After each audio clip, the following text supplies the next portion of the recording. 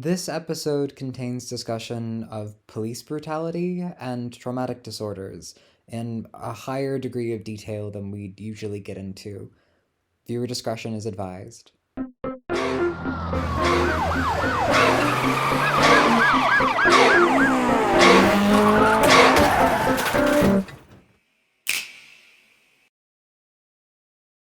Hello and welcome to Clawful Evil, Probable Claws, a show where we discuss Wildbow's most cinematic work. I'm your very villainous hostess, Vice Versailles. And I am your conniving hostess, Kippos. In this debriefing, we're covering chapters 4.1 and 4.2. Thoughts on Ben? Oh, okay, so straight away, I guess we're getting into it. Those that follow my live read will know that they're not positive. I don't like him. I think he's a piece of shit. Like, genuinely, I kind of loathe him. Yeah, I think he's a right bastard. I read very recently a short story about a muse who, the perspective of a woman who was being used to take as a model for a gallery. And the extended metaphor was of the camera as a highly phallic object that was deeply interrogative and objectifying, sort of an extension of the man as a thing that did not see her humanity. And that feels pretty real. It felt very much in context of having just read Ben. Yeah. I would like to note, though, as crummy as he is, I don't think this man is a criminal. He's our first non-criminal. Yeah, technically, yes. Maybe some things that he has done should be criminal, like taking photos of children without their consent. But, that's just life. Yes, I do think he's our first non-criminal. Yeah, which... Now, this is... But I don't think he's any better than them, really. This is the representation in media that I was looking for. A single non-criminal. That's sleazy. I agree. I don't like Ben. It's weird how he is so normal in his badness. Yeah, he just feels like, obviously we've talked about like manipulation and manipulativeness, especially when it comes to Carson. But the way that he's like trained Natalie, I hate that. Yeah, the way that he's like, trained her with the camera and everything. And it's just like, it feels so gross. It feels gross every time he has the camera on. And the thing is that he fucking always has a camera on because that's his thing. I really, I don't like him. I think that what stood out to me most in these chapters was how the genre seemed to change. Ben, the way he sees the world, the constant thinking of like, is this going to get me a prize? How popular is it going to be? Cult following, maybe. Like like the angles, the thinking about the shot quality. It's like we've moved from a and also the interviews with sort of semi flashbacks. We get to like the phone call with Roderick Ryder. It is as though we are watching the finished product, and just getting to hear a bit about what he's hoping for it as it's coming together. The fact that Natalie has had to give that speech multiple times. Yeah. I mean, we've talked about how trauma is not the single action, but the world's response to it, and like the way it echoes out and persists. And Ben is putting her on camera to repeatedly re-articulate the sensation of her child being a infinite array of possible versions of suffering, which is terrible. It's awful. It's so horrible. But it makes good TV. Yeah. It makes a great documentary, I guess, if that's what you care about. And look, he does make a note of like, if the documentary would be shit, like, but Camellia came home, he'd be okay with that. He'd be okay, you know? Yeah, he'd be okay, but like, that's not what he wants, you know? Like, he wants the documentary to do really well. Oh, and then also, like, he does want Camellia to come home. But like, it's like the documentary is so highly framed in his thoughts. Like, that's the key, you know, to everything, really, in his mind, is like, everything is, how do I record this? How do I frame this for the camera? How do I edit this, like, in like down the line? Here, like, oh, I've had like a really profound thought about life. How do I, like, let me write that down so I can pop it in. Yeah. The thing that is standing out to me in these, in Ben's perspective, is how the moral equation of like justice and rehabilitation, the question as he posed it to Natalie of like, maybe this kidnapper is also part of a cycle of abuse, and we shouldn't recognize them as a perpetrator, but rather as a victim. The way that's just plugged in as dialogue for the story, very uncomfortable. Yeah. Very uncomfortable. It's like it feels just like, it feels like dialogue. It does. I don't think Natalie thinks that. Like, he not a chance in hell that she thinks that. He feeds her the line, and like, he frames the question that way. It's so much like Mia and Carson just kind of going, remember, we're good people. That's why we can't dismember him. Like, it's a placeholder or reminder that is very little desire behind it, and it is very strange. It's rote, like it's rote learned. Yeah, there's no emotion behind it. There's no, because like, if there was emotion behind it, you know, there would be emotion behind the statement. It wouldn't be, oh, if she's been abused and, you know, or is mentally ill, then that's fine. I can get over that. Like, that's not how people think, you know, like, even if someone has been abused and is perpetrating that cycle of abuse onto like you and your family, like, there's pain there. And you don't just say, I can get over it. Like, you kind of, you know, it takes time to be able to even think like, you know, they shouldn't be around people. Like, you know, it's not really about the forgiveness. It's more about like coming to terms with the fact that they, you know, weren't necessarily completely in control of their own actions. But she doesn't like, or he doesn't give her the space. Not that I think she would ever get there on her own. But like, neither of them like give that statement and that idea the space to exist.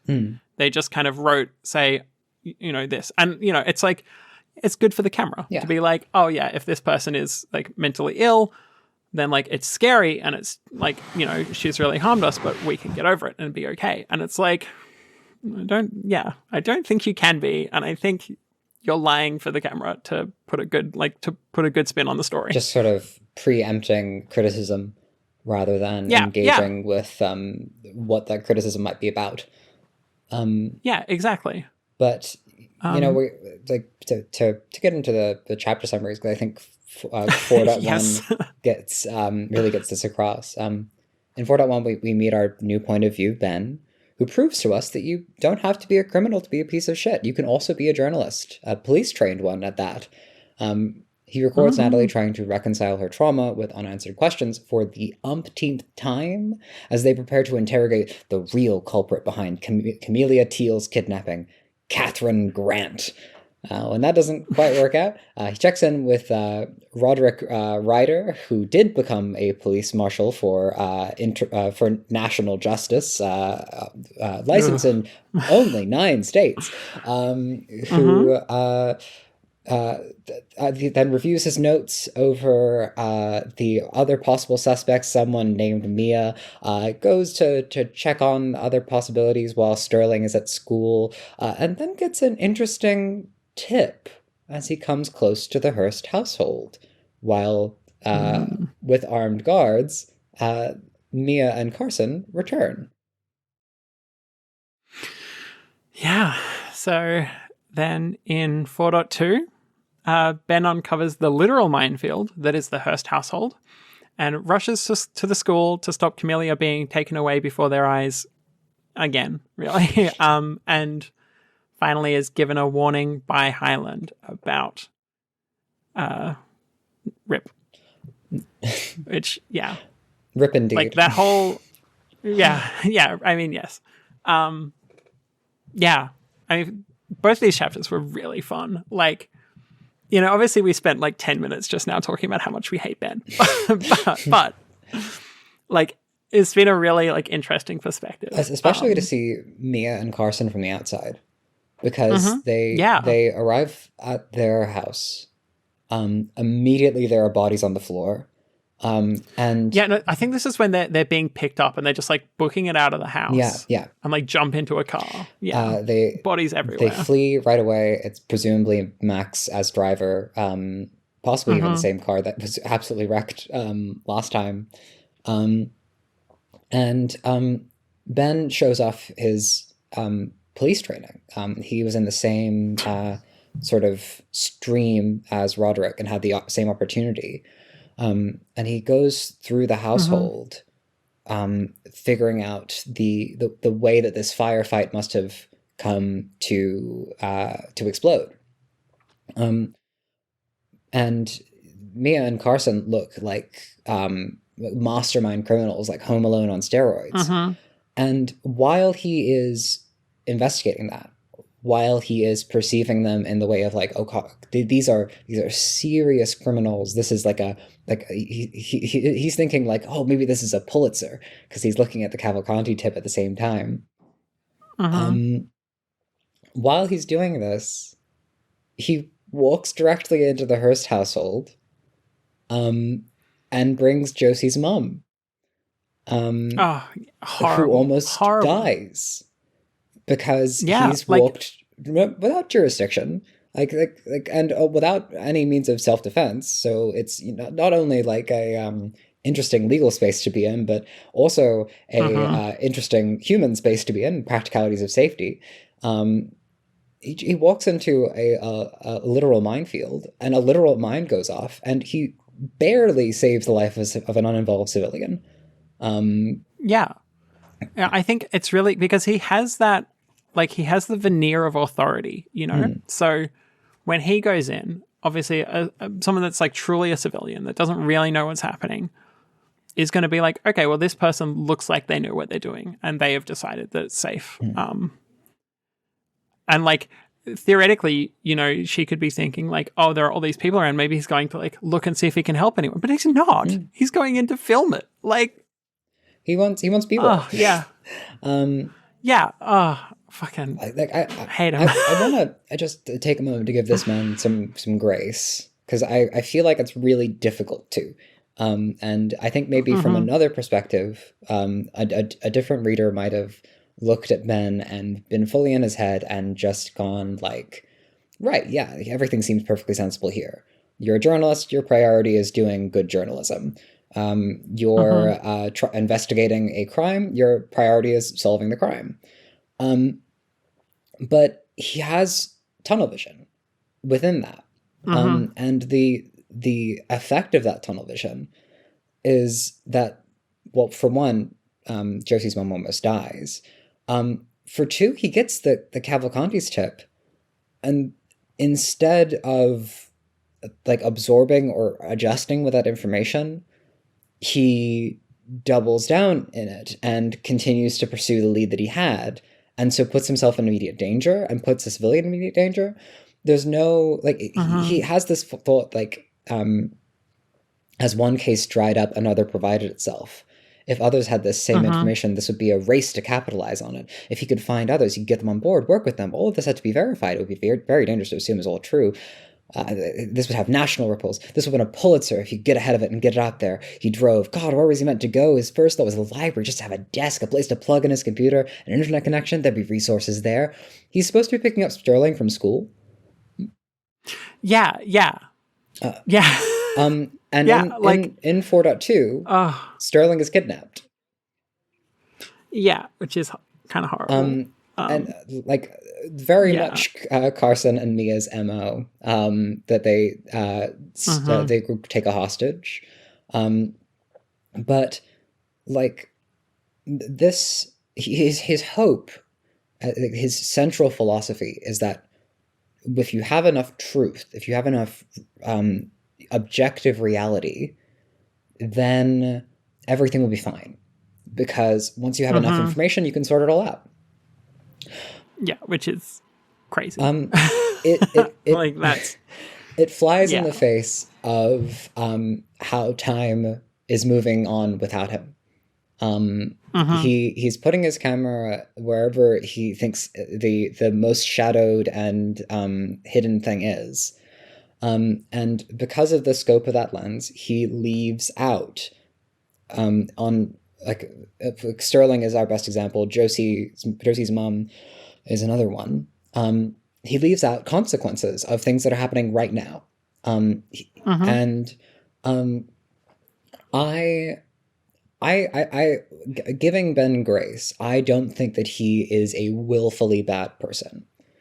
And I certainly don't think that his, like, within his mentality, he is ever going to go, like, I have the full thought, to make this a better story, I'm going to make the situation worse. I don't think he's a saboteur. I don't think he has a the sort of, what's that firefighter condition, like hero syndrome, where you set the fire just so you can put it out. He doesn't seem to have any of that. This is a guy who really believes that if he just does journalism and puts the story out there, everything else will write itself. And he's ignorant to how he's wrong. And he puts people in danger in that way. And it, like, even if he is not willfully bad, it is his ignorance as someone that is supposedly pursuing knowledge that makes him a hypocrite. And that's why I don't like him. The fact is, Ben is the closest example in all of Claw thus far that we have had to the force of the establishment. You know, there's the idea of the fifth pillar, that the media, the news will be able to bring honesty and support and keep things clear and true. And there is a sort of higher calling he has to that idea. And he's not a criminal. He's not like any of the other characters we've had thus far, where he's done something obviously bad and wrong that ought to be prosecuted. But what he is just in the very beginning of 4.1, he's going over his resources before we start talking to Ryder. Highland later accuses Ryder of working for the Cavalcantes, and we don't know if that's true yet. However, but I wouldn't be surprised. Would not be surprised. Having a license to enforce the law in 9 states is a weird number to be proud of. But furthermore, he only has that authority by reaching through a institution where all the police are on strike. The federal level is in shambles, and locally there is heavy corruption that Ben has just been informed of. I just mentioned the whole genre thing. Ryder exists in a whole other genre where he's a superhero, where he's the sheriff coming in from to bring the long arm of the law, and he's definitely wrong. We don't know if he's knowingly wrong. We don't know if he's if he's like part of the Cavalcanti operation. It seems like he's outside of that sphere and he's come from like somewhere else in the nation to serve this role. But he's not going to have the support that would provide him with authority and legitimacy, because that whole group is in shambles. There is no legitimacy for him to call to. And the fact that Ben had the opportunity to become that sort of marshal is so telling for what he's become instead. Yeah. Well, another thing I think is really so. Okay, so I'm going to come for your, generic your favorite type of media. Fuck true crime. Okay, so like Ben is not only a journalist, he's a true crime journalist, and like sometimes I think a lot about true crime because I do not consume it. Like recently I've been listening to like a lot of history podcasts, and because I'm a fucking white woman in my 30s listening to like non-fiction podcasts, the algorithm has decided that I must really, really want to listen to true crime so badly. Like I get non-stop true crime ads. It's fucking frustrating. So like true crime really is like, it's media that is generally, it's designed for like white middle-class women to like be able to aim their anxieties at certain places. And when I say like white middle class, I mean like cisgender heterosexual generally, because like generally like queer people, I feel like we have a bit more of an idea about where our threats are. Whereas True. a lot of the time it feels like the wonders of personal experience. Yay.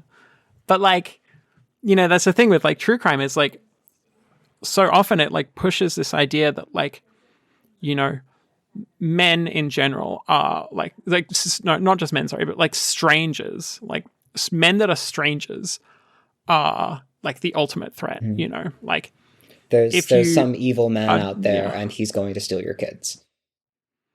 Yeah. Or he's going to steal your kids. He's going to, kidnap you and kill you. Yeah. Like, if you like drive to work in the morning, like you have to lock your doors as you're driving to work. And like, I'm not saying that people don't get attacked by strangers, obviously. But realistically, statistically, the most you are in danger is with a romantic partner. Most of the time when people are assaulted, it is from their romantic partner. Like that is the like number fucking one like indicator basically. Like, so what true crime does is it takes that anxiety and that like worry about assault and those things that you hear about once in a blue moon, and it says, well, we can point them at the stranger, and not only can we point them at the stranger, but what we can then do is we can look to heroic, glorious, beautiful law enforcement to help, because they're the ones that are out there solving the crimes and helping these people. And like, fuck off. Like, we should be, like, maybe about the time to note that domestic abuse rates are highest with police, but they're so fucking high. There's that famous statistic of like 40% of like of police officers like abuse their partners, but like that's a mischaracterized statistic because it was 40% of police officers on an anonymous form admitted to domestic abuse. Oh, like, yeah, no, it was like they wrote, like they agreed that they did these things. Okay, it's on an anonymous form. So but there's a 40% rate of self-reporting, which casts a long shadow. Yes. It casts an incredibly fucking long shadow. And look, I'm not going to say that every single police officer, joins the police to project their force among people, like onto people. But a fucking lot of them do, okay? Like, it's very common. And like, obviously, as queer people here, like, I don't feel fucking safe around the police. Like, God, no. I mean... like... To speak to news in passing, I have been to protests lately, and the things that police have done to protesters lately does not make anyone feel safe, given that's, free speech. supposedly. Yeah. So, yeah, like, so like, and then this true crime then is like elevating and putting on a pedestal, like, like police officers. And like, that's in, our fucking universe. And then obviously we take a step further into Claw's universe and we see that like Ben is kind of doing the same with Ryder, who's not even in the police force, like it's para-police. Like, so, like I am basically assuming that everything that the police are, the para-police are that, but worse, except for maybe the militarization, because it's more individualistic. So I guess they don't get tanks, which is good, to be fair. But like, these guys basically seem like they have no fucking oversight. Like Roderick mentions like, I'm licensed to carry like, I'm licensed to carry a gun and use it. And if I fuck up, I may have to retest or like may have my license suspended. I answer to a judge. Yeah. Like, what the fuck? Like, that is not enough. If you are like charged with like the ability to exert force on the arm, like on behalf of the government, you should not just have to retest if you shoot someone. Like, regardless of what the fucking reason is, if you shoot someone, there should be like, you should be suspended, and like then have to deal with the whole, like, yeah. Sorry, I'm right there with you. Okay, we're Australian. We're Australian. Yeah, like, we're Australian. There's a lot to say we don't like about guns and police in our history, like in modern day now. Most of it is deplorable. Especially latest news stories. There would be a particular one that comes to mind, but talking about that maximal heaviness and probably best saved for the darkest possible episode, but yes. worth touching on for sure, because we see essentially why these things don't work. If a police officer volunteers the opportunity of someone having the complete monopoly on violence, and having minimal oversight over whether or not they can dole that out, what ends up happening is a firefight in a school, and that's par for the course in Claw, and in America,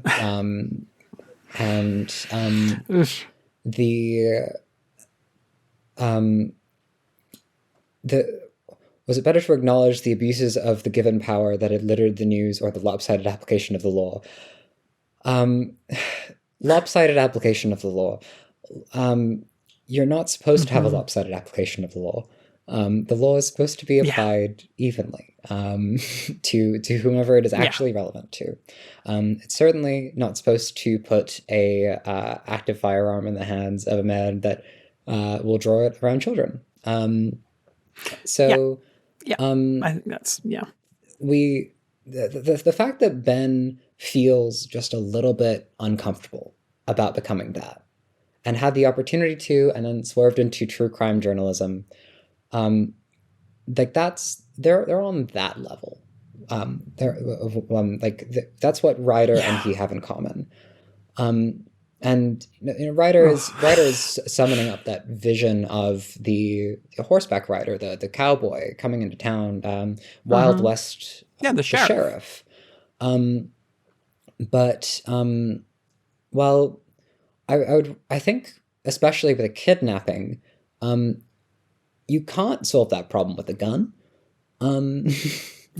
God, no. Like, and so he's on the wrong case, really, or like he's certainly applying the wrong powers. But the reason he is here by that title is because he doesn't want to be Roderick. He wants to be the sheriff. He wants to be the rider that comes in and saves the day. Yeah. And in the same way that Ben lives in this dramatic cinema where everyone is characters reading dialogue so that they can be more compelling for his Pulitzer Prize. And the fact that people aren't cooperating with him or aren't contacting him isn't like red flags for the state of the world, but just a bad sign for whether he's going to be able to get his product out sooner. In the same way, Roderick lives in the genre of a Wild West movie, despite the fact that reality is not conforming to that. We have that with Bolden as well. Bolden being this sort of the Rambo character. And we've established in Claw that these sorts of archetypes, people that have modeled themselves around archetypes, will erode in the face of reality. And like that's already begun to happen.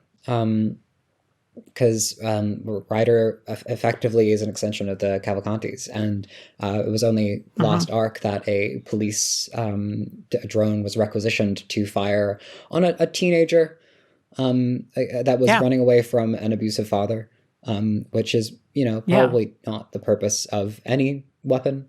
No, never. But in all of this, this has all been the maximally heavy topic. Let's move to the lighter topic of Natalie, who, yay, truly, I think we're gonna have to put a content warning on this episode. Oh god, we fucking might. It's pretty rough. It's brutal. Like we will record such because Natalie puts this sort of this hypocritical ignorance, this living in a genre in context, where you've written here that Natalie has no trust for this man that is living in her home. Because there's that moment where he's talking to Sterling and like they're having just like a normal-ish conversation between like a 5-year-old and a 30-something-year-old or whatever. And she like sees them and is like visibly angry and says like I told you, like, you don't interview Sterling unless I'm there and I give my say-so.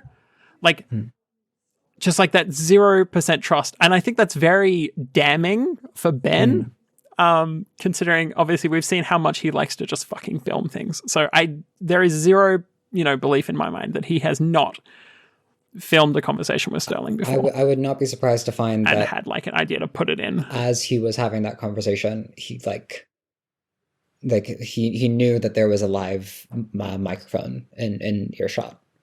Yeah. And then he's just like, oh, fantastic, more material. He's so slimy. And like that is the part of like that is the thing that makes Ben quite predatory, is that he is constantly applying a pressure and re-traumatizing Natalie.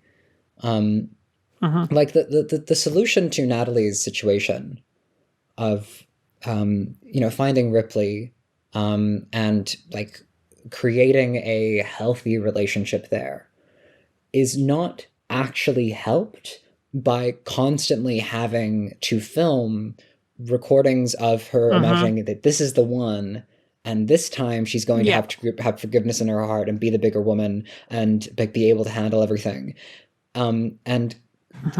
Like he taunts her with whether or not she will have that strength. And we see the result of that in 4.2 when Ripley is there. And Natalie is meeting her daughter for the first time in years.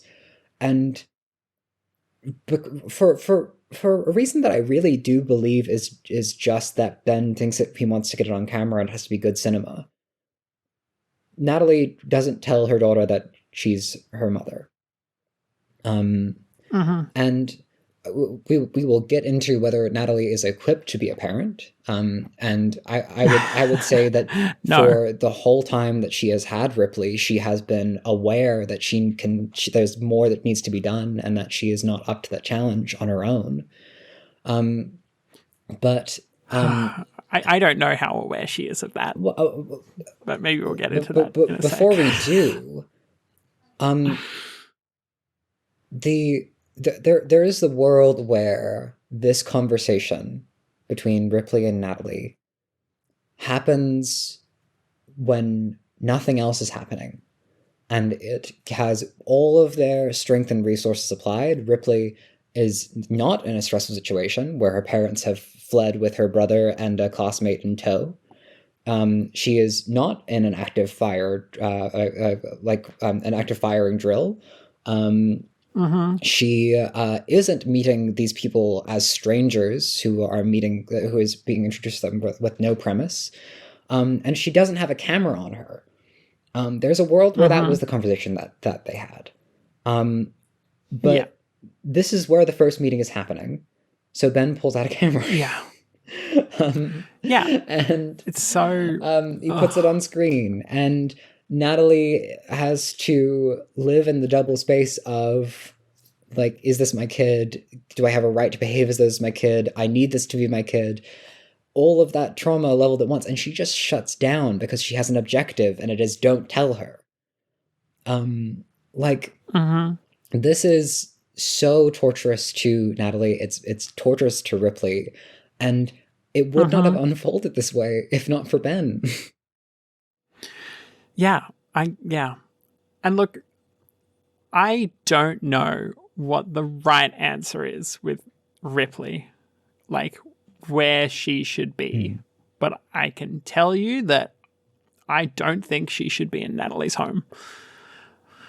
Like, I think that's one of the worst choices, actually. Especially, I mean, I don't believe in therapy much. Like, maybe if she's, like, really messed up by the... Like, you know, we've talked about taking children... Like, obviously, with respect to her, like, we talked about what it can do to a child, taking them away from their family. And it can have, like, incredibly long-term consequences, no matter what age you do it. But if you do it to an 11-year-old, like, they know what's happening, you know? Like... It's not like to a 1-month-old where it can have serious psychological consequences. But, you know, that can be kind of harder to diagnose. But, like, an 11-year-old knows what the fuck is happening, you know? Like, that kid absolutely needs to be in so much therapy, you know? Like, you can't just take a child away from a family and say, oh, this was never your family, actually. This is your real family. You're going home with them now. You'll never see your little brother again. And you'll never see the people you thought who were your parents again. It really struck me how Carson picks up Tyr in this moment. Because we've discussed before that Tyr doesn't actually have anywhere else to go. If he were taken away from the Hearsts, he would go into the foster system, which presumably is not very functional at the moment, like any of the other public services. I very much doubt it's functional at Furthermore, Carson is... Tyr is much more Carson's kidnapped kid than he is specifically Mia's. But I think that Carson rushing in to pick up Tyr specifically... in that put in sharpest relief that if justice has its way in this scenario, Ripley gets to go to a family and Tyr doesn't. If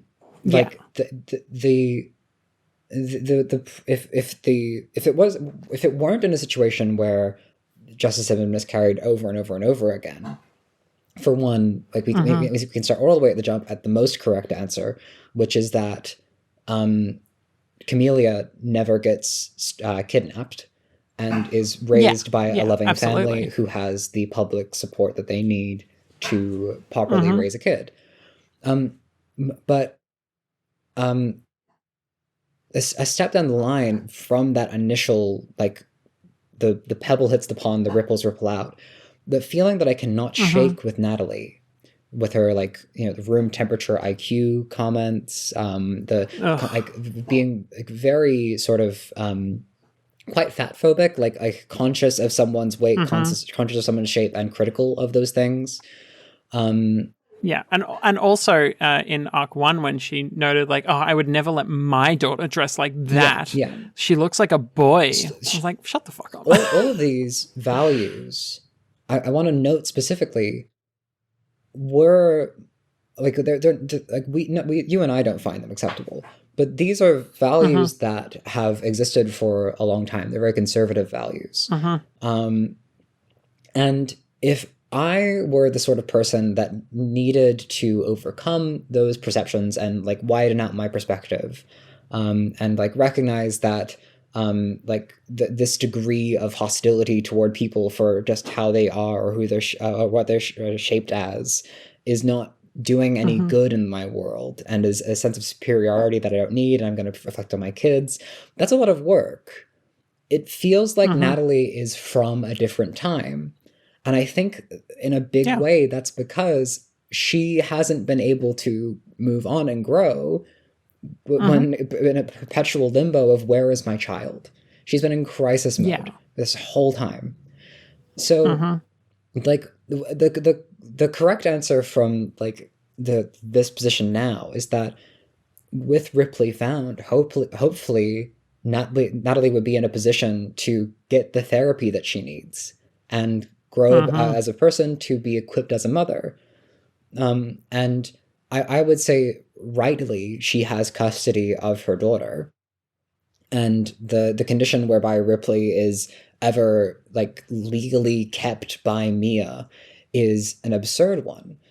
But at the same time, all of the intervening steps in that equation cannot happen.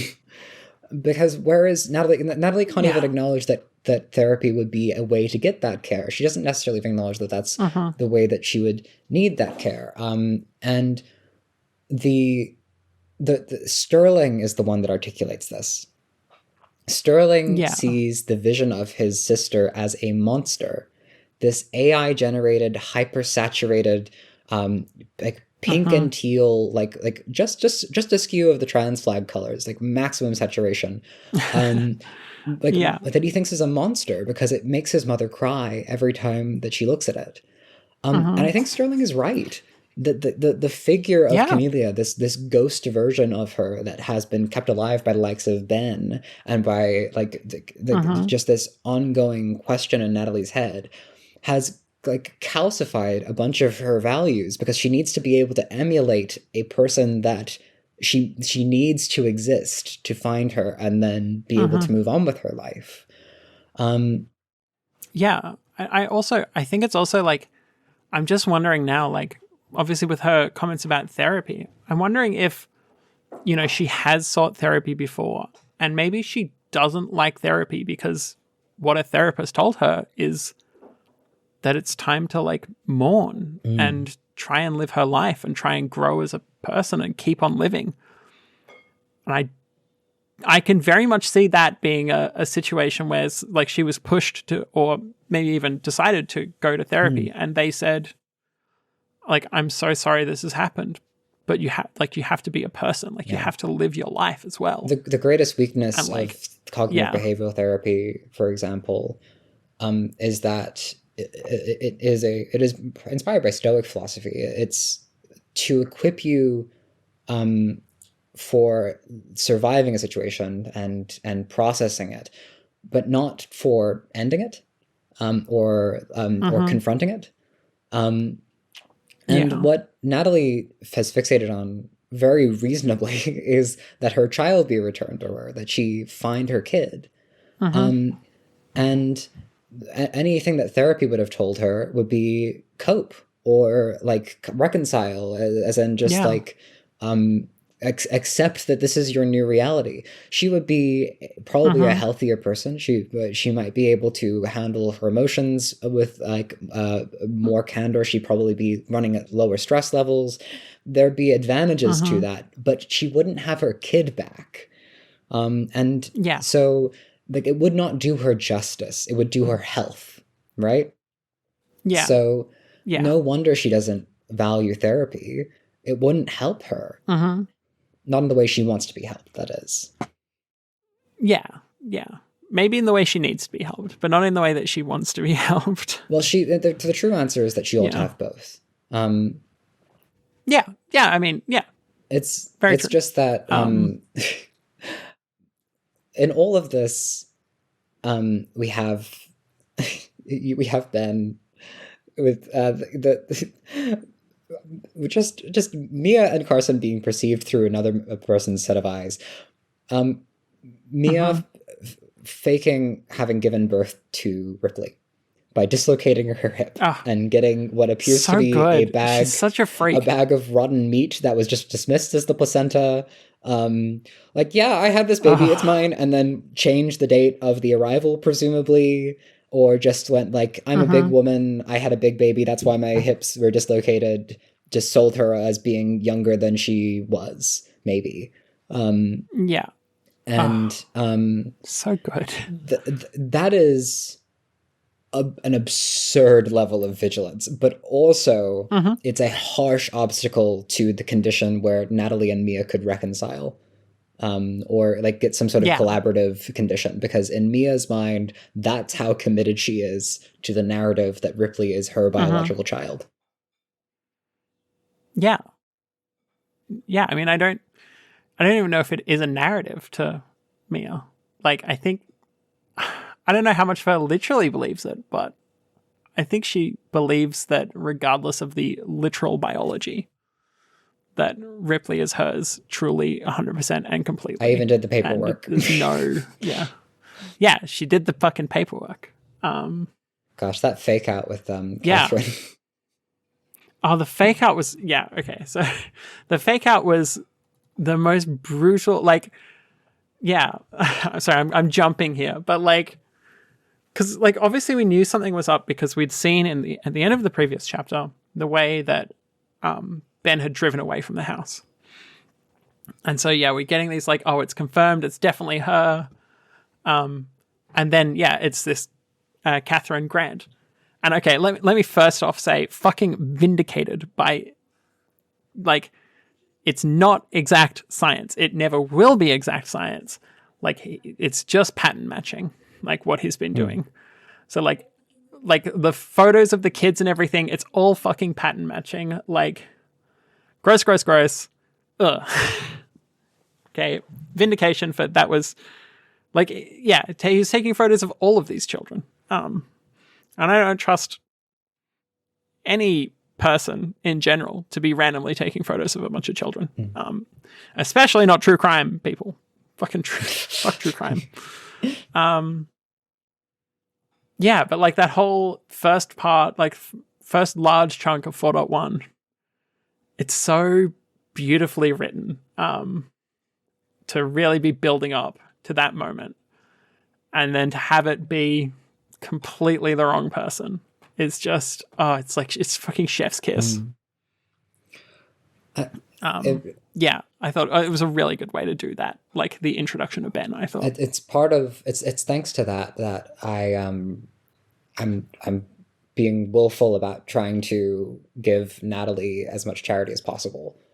Because the fact that after that she like immediately is in agony and she just tells Ben to go away so that she can be in pain and peace, so that she doesn't lash out at him. That was a moment where I recognize that as a real strength on her part. Deciding not to inflict yourself on someone else when you are past your limits. The thing is, at the same time, she's doing that work probably partially because she still needs Ben. And we've talked a lot about Max Hyland, not Highlander, as being a very candid character, sincere with his emotions and not lashing out at anyone exactly, because he will be angry in a sincere way that is useful. That's what he was for Valentina. Natalie takes all of her pain, holds it in, and like that is admirable restraint. It is a strong thing to do, to recognize that you are not doing well and you don't need to share that with someone else. But the reason she's doing it is not because she has, like, she thinks that Ben doesn't deserve it, that he was just trying to help. or because necessarily she's thinking about how Sterling doesn't deserve it, or how she needs to stay on task, but because if she lashes out at Ben, he might go away and then she loses her chance. Yeah. And like it's like she's in a living hell. And I cannot truly criticize this woman for her behavior, I don't think. But I can criticize Ben because he just feels predatory. He does.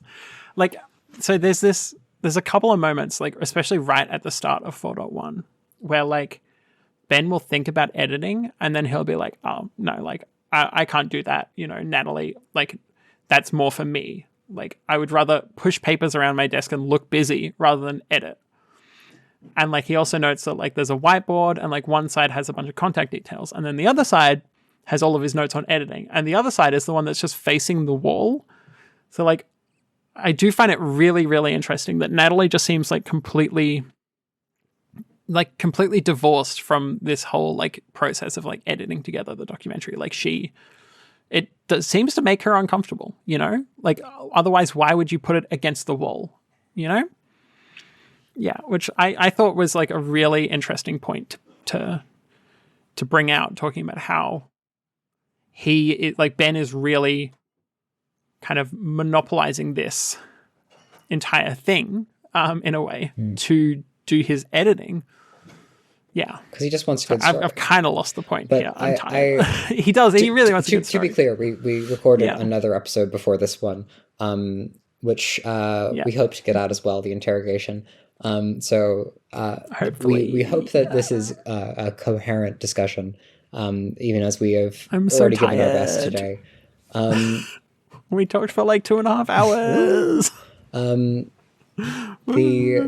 thing that I want to jump from this into is really just taking a moment for Ripley in this scenario. This documentary that Ben is creating would ideally tell a really compelling narrative for why Ripley is actually Camellia. And then it would go online, and then at 11 years old, there would be a news story about how Ripley is not Ripley, but rather Camellia. And it would be in teal and pink. And the trans is not so, trans allegory is not so much a trans allegory. You've pulled this quote here, I want my beautiful daughter back. Natalie is... Yeah. She has that confabulation and re-editing of her memories to spare some of her pain. She moves from... We know she was inside the house, not at the doorway, for example. We know that it wasn't 15 seconds. Those are trauma responses to rationalize what's happened so that she can cope. Part of the expression of that is that she has a beautiful daughter and she's out there somewhere. Yeah. And she's not dead. She just has a dead name, and you know, if you find her hidden away by the evil thieves, then maybe you'll just have her back and everything will be beautiful. But Natalie has entirely constructed Camellia. Ripley has nothing in common with this vision of her daughter.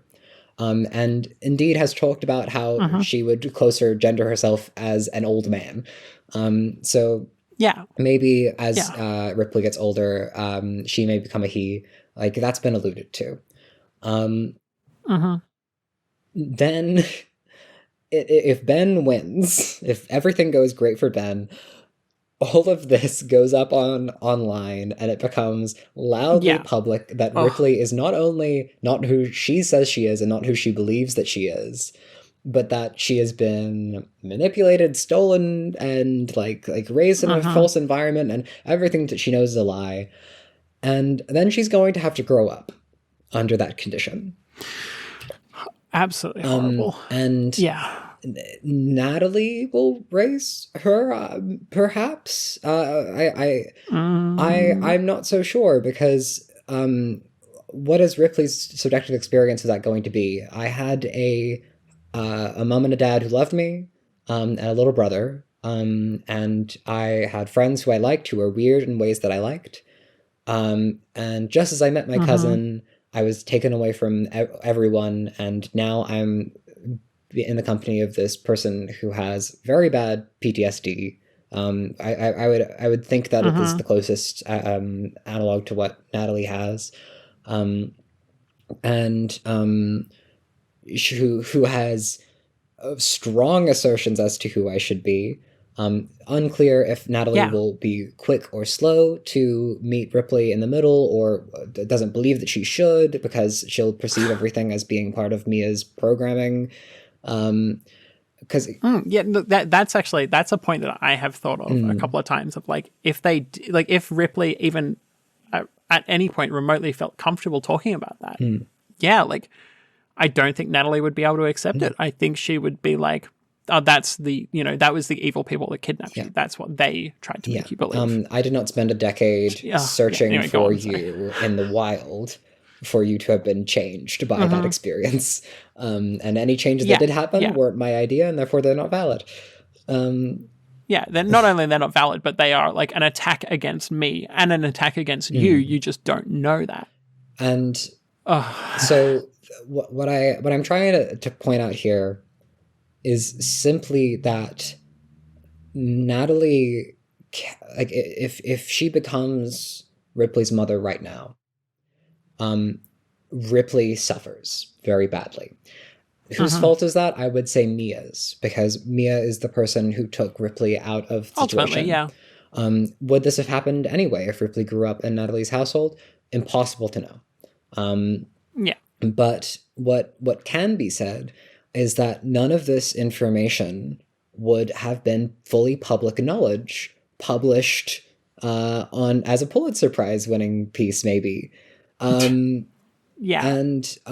that is, I think, like, there's a lot of blame and pain floating through the air here, and Ben is catalyzing it to be so much worse.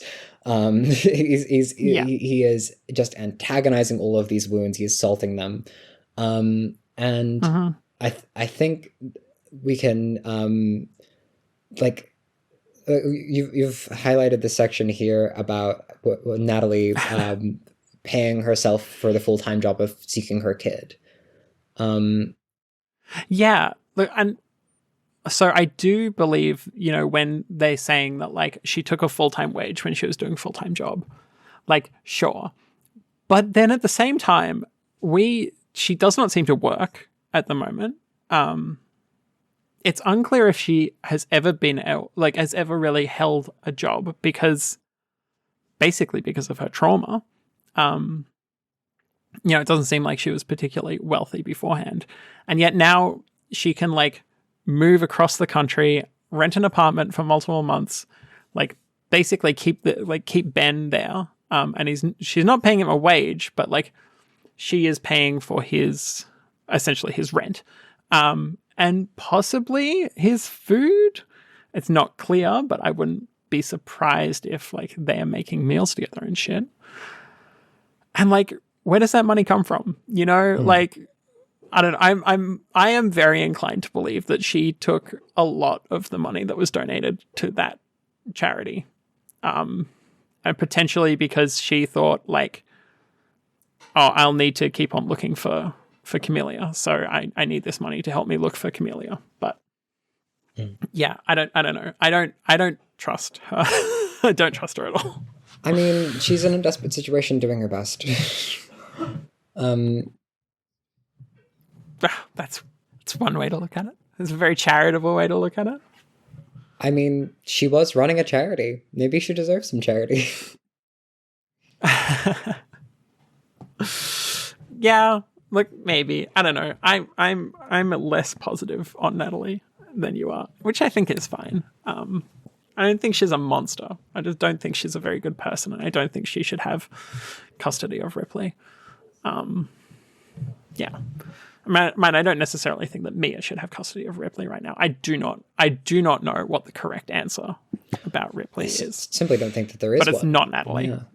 I guess, there probably isn't a correct one, but yeah, it's not that she just goes to Natalie's home and that's that. Like, that just feels so wrong to me that, she does not feel like an individual that can look after a child, especially that child. Yeah. It would be hilarious if we got an epilogue where Ripley in Natalie's care just becomes a criminal like Mia. So good. That would be great. Even the correct, in quotes, correct solution produces poor dividends. I do. Okay, so this is actually a side note. Sorry. I do want to quickly point out that the way that Mia was like tracked down to cameras is not even through this call, right?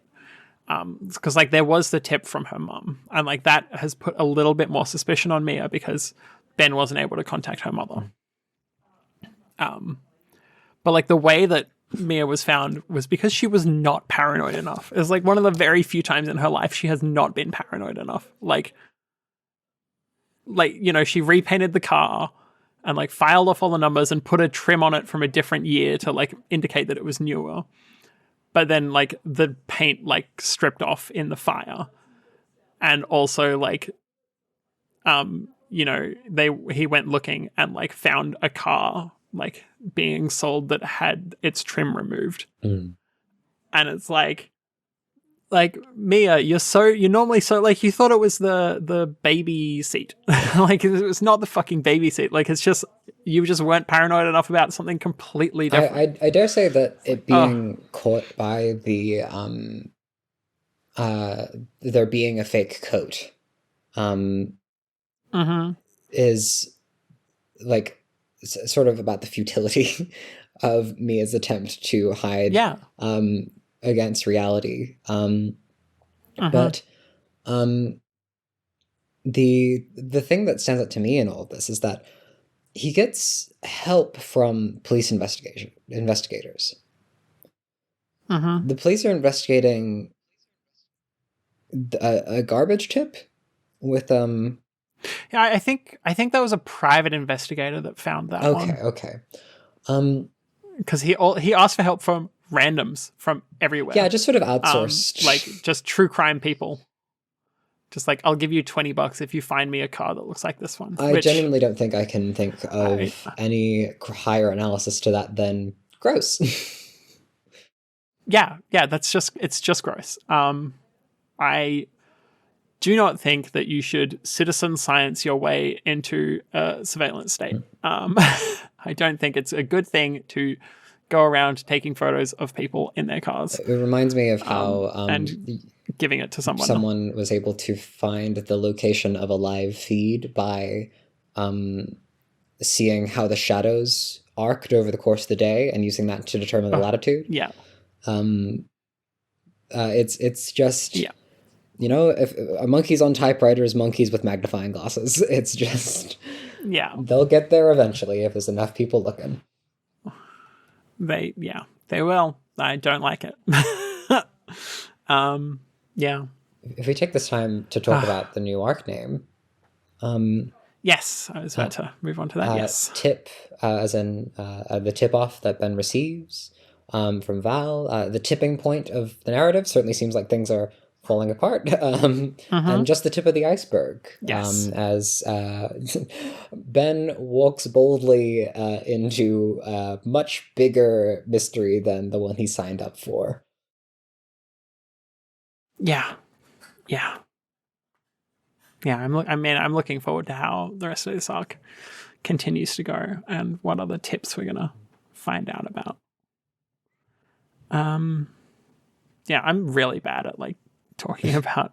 I'm sure everybody knows this by now, but I'm really bad at like the like name of arc and relating it to things. I'm horrible at it. I love words, so I'm so great about it, and I love it. Yay! Every single time it's been in Vice Versailles color in this section, and I don't think I've really written. We color code our notes. So. I'm in orange, yellow, and Kip is in violet, purple. Hell yeah, it's a good color. The one other thing for the theme would be that giving a tip, giving advice, My advice to Ben would be, hey, I appreciate your approach of radical transparency, but maybe children should have privacy so that they can decide and make adult decisions for themselves when they are adults. Yeah, my tip would be turn off the camera, and then he would say, "Oh, it's not recording," and then be interrupted by a fire alarm, even though it was recording. You fucking liar, Ben. You piece of shit. Oh wow! Don't like him. Isn't it crazy how the guy that loves the truth is allowed to lie whenever he wants? He's not evil. He's just a hypocrite who is very ignorant of the ways that he is so self-serving.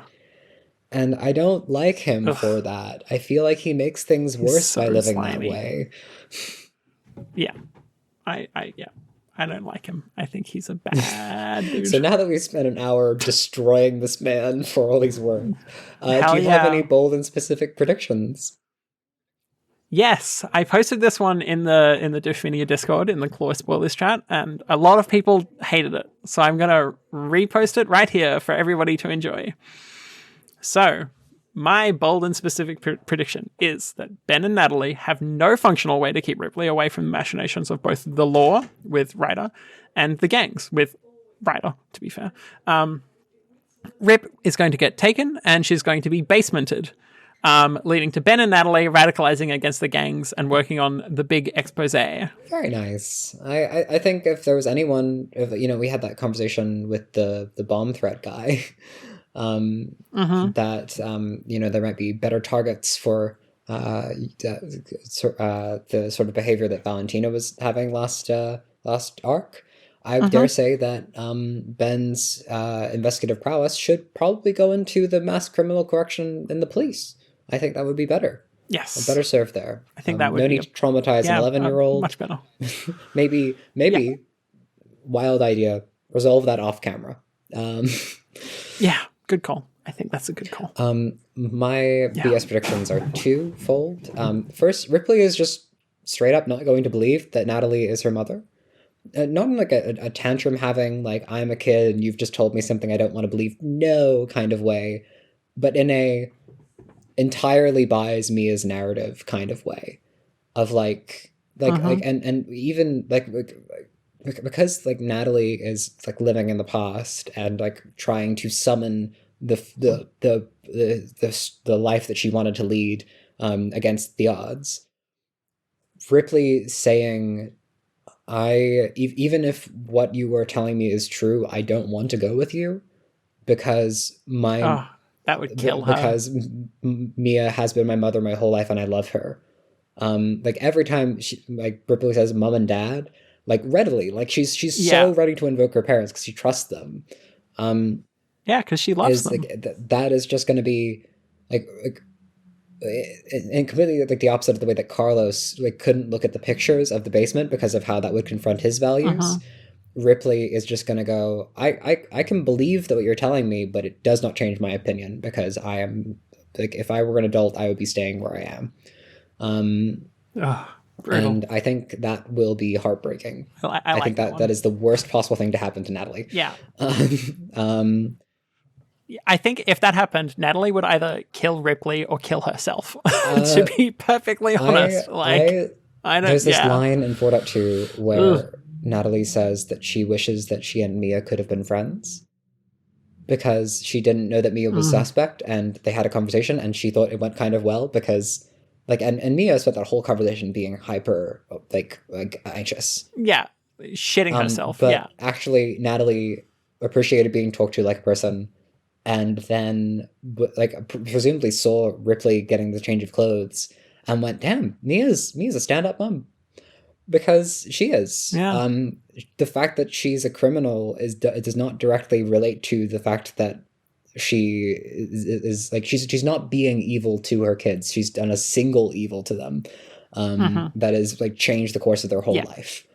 My other BS prediction is that Roderick or Ryder is actually working with Davy as predicted.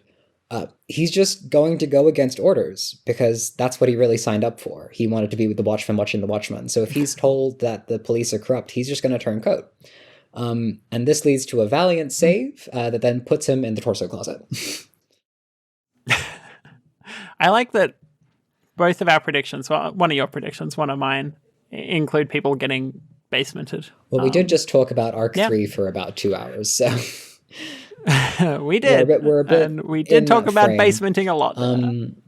I really think that Rod living in another genre will come to a head in him trying to behave like he's a superhero, like fight the power, and just fail because he's one guy.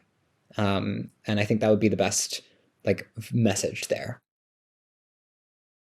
Yeah, I think that would be interesting. I don't think that he will fight the power because I think that the police are a corrupt entity and etc.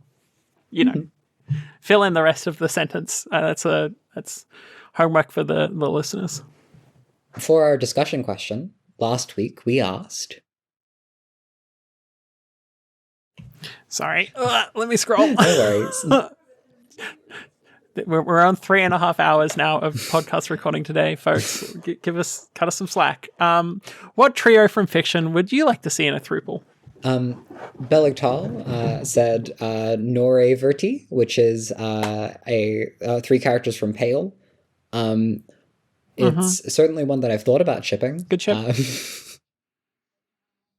Yeah, I think it's a good ship, personally. I think it works. I think Avery and Nora's dynamic is... by the end, it's always struck me as very monogamous. Yeah, they seemed like when they were most happy, they were partners, directly in parallel with one another. But Liberty, I think is well, getting into poly stuff, I'm not so sure that she would benefit from being I think she would be a more third wheel condition from what we see in Pale, but I think it could work out for them all to have fun in an ideal scenario. Yeah, I hope. Yeah, that's what I would hope for the three of them. Okay.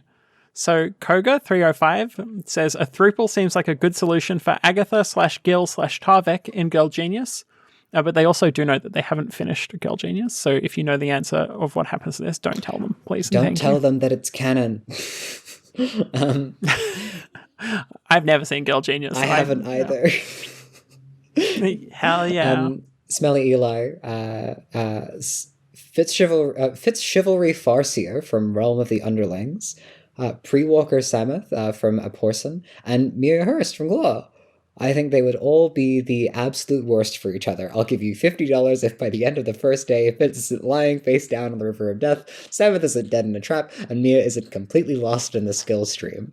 I don't know what these words mean, but they sound like a disaster. Me either. It does sound like a disaster, and that's the best kind of relationship to look at from the outside. Well, sorry, it's the second best. The best kind is loving and happy. The second best is absolute walking disaster. Thank you for sharing your priorities, Kip. You're welcome. Ripper1337 says, for the discussion question, Adolan Colin, great name, Shallan Davar, and Kaladin Stormblessed from the Stormlight Archive. Kaladin would have people that he can fall back on to lift him from his depression, and we only want good things for our depressed boy. Also, the author has said that Adolin and Shallan would be all for it, but Kaladin is a bit of a prude. Flower Priest said that this answer might be too niche, but there was a recent DC comic series called Danger Street. Short synopsis, 20-odd obscure DC characters converge in a small town and do a season of Fargo. Among the many quirky groups in this series is a trio of D-list superheroes that kick off the plot by being idiots. They are Warlord, a 50-something army guy who was isekai'd for decades in Conan the Barbarian Land and came out of it as a sad zaddy. Starman, a blue alien with David Bowie aesthetics and drug problems, and Metamorpho, a guy who can turn into any elements he touches and would be a Case 53 in Power Humans. Though Starman is the only confirmed queer character of the trio, he and Warlord basically have a romance arc after their mistake causes the death of an innocent kid. Starman gets really depressed and wants them to turn themselves into the police, while Warlord is adamant they can revive the kid with magic. Classic couple troubles. Metamorpho spends most of the series as a disembodied hand, but if he could talk, I feel like he would have added a lighthearted perspective to the pairing and balanced out their melancholy. See, this is the kind of jigsaw relationship thinking that I enjoy speculating over. Hell yeah. So, Hobo Demon says they're almost up to the Daniel Craig films in the podcast Kill James Bond, which I assume is a podcast about all the James Bond movies. And it'd be quite amusing to see a throuple of Electra King from The World Is Not Enough, Xenia? I'm so sorry. Xenia is a Greek word. Xenia on a hospitality. Oh, there we go. Xenia on a top from GoldenEye and George Lazenby's Bond from On Her Majesty's Secret Service. George was really taking the Bond character in a new direction by being himself a normal person, instead of trying to act like the brute Sean Connery played and Roger Moore imitated. Combine that progressive hippie Bond with the most dom energy femme fatales of the Brosnan era, and you've got porn. You've got a premise for a porn, the likes of which inspired the art of H.R. Giger. I think it's Geiger, but... It is Geiger. It's okay. I'm so tired. It's okay. I have not watched very much James Bond, but as I understand it, those movies are already a premise for a porn. So I think this is actually possibly the most plausible Tharple that we've seen thus far. Yeah. For our answers, I think that Sax is perfect. And that adding on any other characters is just going to make it a poorly constructed, less aerodynamic ship. And I voiced my opinion on why Hearstland would probably not work in the interrogation episode for Last Ark. So I'm actually just going to take a moment to be a Ward fan and say that Victoria Sveta Ashley, I think, really could have been happy together. And it is one of those ships that flies directly in the face of the characters' sexualities. So I would frankly just ship them like queer platonically as a throuple, as like maybe a team just on their own, because as they are, the way they get along in canon is so sweet, and I would have it exactly as that is. Wonderful. Just like all in the same house, just like the revolving door of adopted kids coming through. They don't need to be romantically involved. I just think they work excellent as a unit. Yeah, I like that. I really like that. I think that's a good answer. Do you have a throuple in mind? Now my answer was left blank, and I've panicked. So, I mean, I can think of one also from Parahumans, which is Amy and the Sun and a bullet. I don't know. It just I thought that one was canon. If only. Yeah, look, I don't know. I'm a bit of a mess today. Okay, don't worry, you can just bring it up out of the blue next week. Hell yeah! Woo. This week's discussion question is: if you could have a documentary made on any topic from a fictional universe, like a book or a show or whatever, what would it be? I would have a documentary about every single thing that happens in Pale. All of it. Yeah, that's the one thing that Ben and I can agree on. It would just be like if truth and full revelation of everything, I would just have a documentary version of the entirety of Pale. Sounds good. Okay. Well, thank you for listening to us this week, everybody. I'm sorry I've been a bit of a mess, at least, but I hope you've enjoyed anyway. So check out Wildbow's Patreon at patreon.com/wildbow. This is his true crime documentary. We're just innocent people that have been accused of kidnapping. Please give us a rating and a review on the podcatcher of your choice. And if you want to chat to us about the show or follow along with some live reads, check out our channel on the Doof Media Discord. Find the invite link at doofmedia.com/discord. Bye for now. And we will catch you later.